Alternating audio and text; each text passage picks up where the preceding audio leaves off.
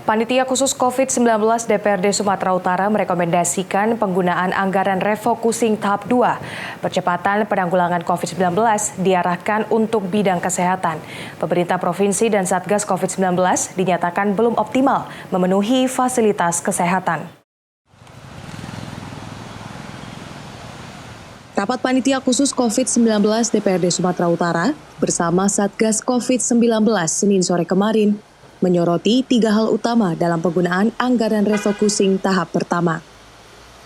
3 hal utama tersebut berupa belanja bidang kesehatan, pengadaan jaring pengaman sosial, dan stimulus ekonomi.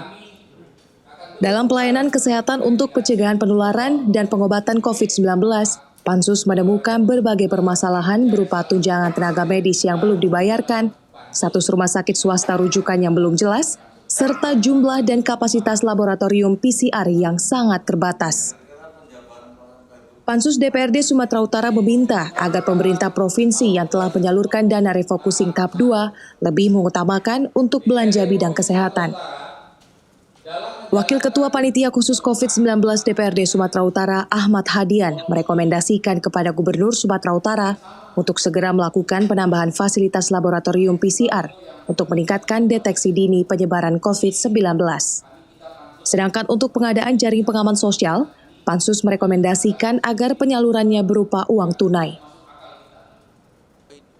Selama ini pengadaan jaring pengaman sosial yang disalurkan dalam bentuk paket pangan rawan penyimpangan, seperti yang terjadi di Kabupaten Simalungun, di mana ditemukan bantuan berupa beras yang tidak sesuai dengan berat yang telah disepakati.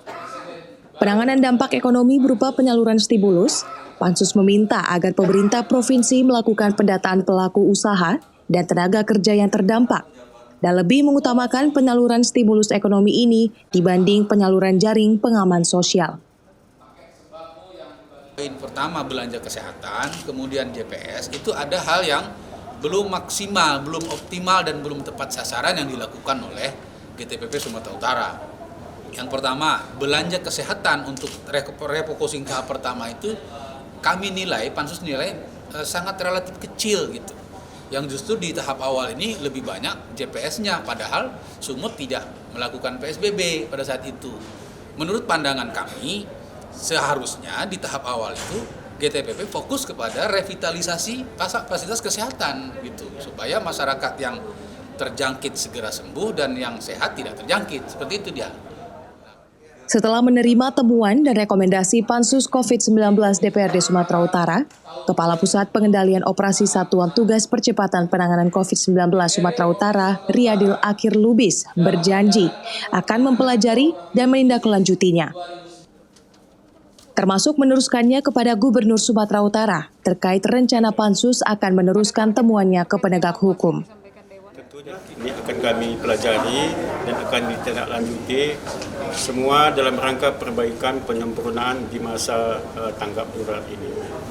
Nah, beberapa catatan tadi yang kami catat itu di bidang kesehatan ada 12 catatan, di bidang sosial ada 8, kemudian di bidang stimulus ekonomi ada 4. Tentunya ini menjadi bahan untuk kesinambungan tahap kedua.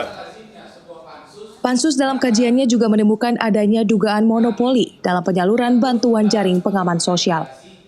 Dalam temuan Pansus, terdapat 80 lebih surat jalan yang menggunakan jasa angkutan transportasi yang sama untuk menyalurkan 70.000 lebih paket bantuan ke Kabupaten Simalungun.